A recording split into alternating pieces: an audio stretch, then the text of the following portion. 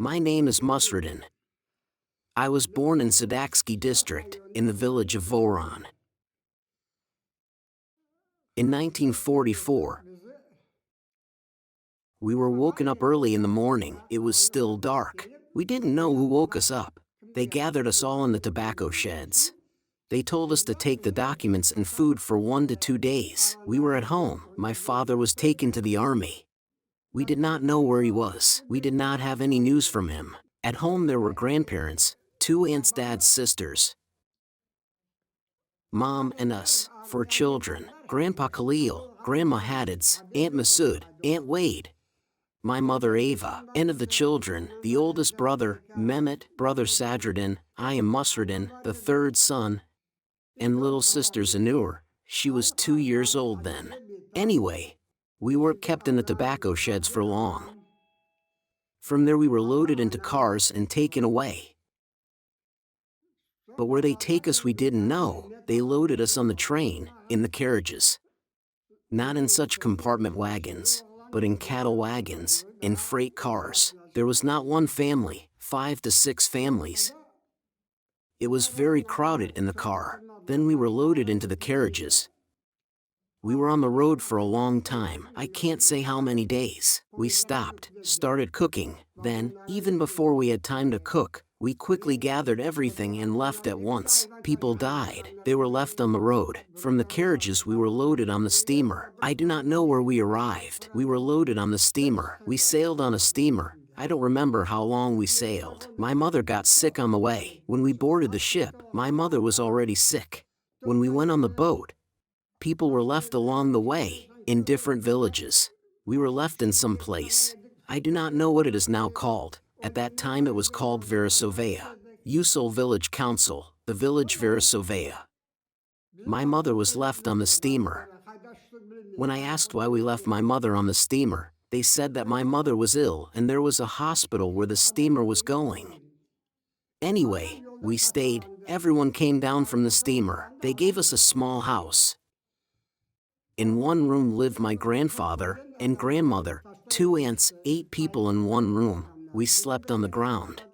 Time passed. A month or 2 months, probably. The news came that my mother died. We couldn't even go to say goodbye to her. Why? We did not speak Russian.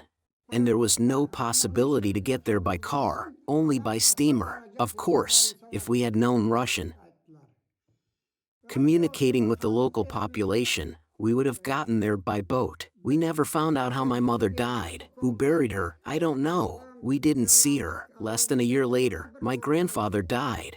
And my grandfather Khalil died. There were 2 aunts, a grandmother, and we, 4 children. After a while, the commandant came, and we were all taken away. 4 children were taken to the orphanage. Not only us, but many other children. It was on a winter day. I remember, we were all put in a sled. About 30 Crimean Tatar children, 30 children we had. Aunt Masood accompanied us all the way to the orphanage. There was such a place called Churdin. There was an orphanage. There we were separated. Brother Mehmet, to one boarding school. Brother Sadruddin, to another boarding school. Sister Zanur, too.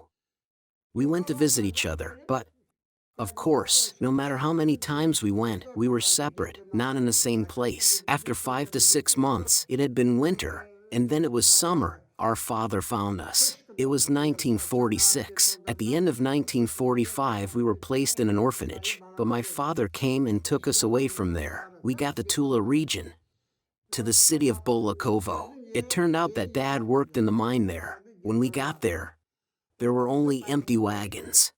There was a village, but no houses. We lived in the wagon for 6 months, until the winter. In winter we dug dugouts, and lived in there. There were such a number of dugouts. And we began to live in a dugout. That's where I started going to school. I went to the 1st grade, but not knowing Russian, how could I study? For 2 years. For 3 years I was in 1st grade, because I did not speak Russian in the 1st year. Then, after learning a little, I started writing. When I wrote, the notebook was all red.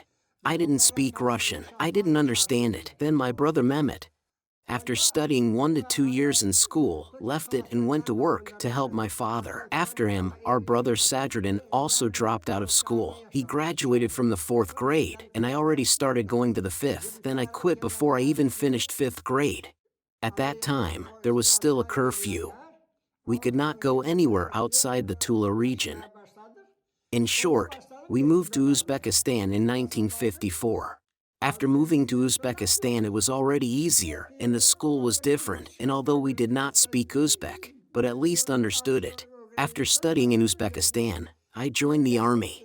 In 1956, this decree was issued regarding the deportees, and until that moment, we were not taken into the army. My brothers were not taken into the army. I was the first who joined the army, went to the army, and lived there. When we had already reached the place of exile, we were given rations. When we got there, we were given rations. They gave us lard, but we didn't eat it. My father and grandmother gave this fat to the Russians, changed it for potatoes, and that's how we ate.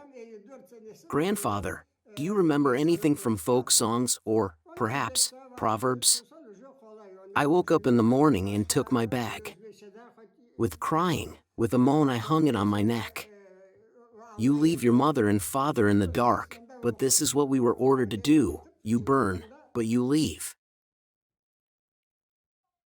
You leave your mother and father in the dark, but this is what we were ordered to do. You burn, but you leave. Come here, mother, come here, I will kiss your hands. And I apologize to you for everything. I am leaving for the army. I might not be back.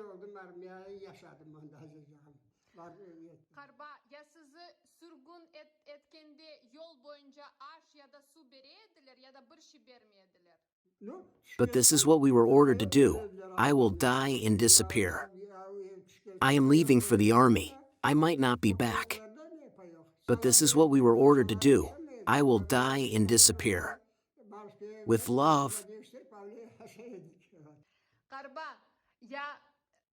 Halk yırlardan ya da atasözlerden bir şeyler hatırlaysız?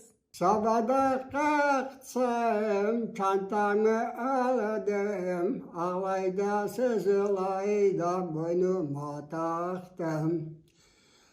Anamı babamı yollara bıraksan, yazan yaz böyle yanıp gidersin.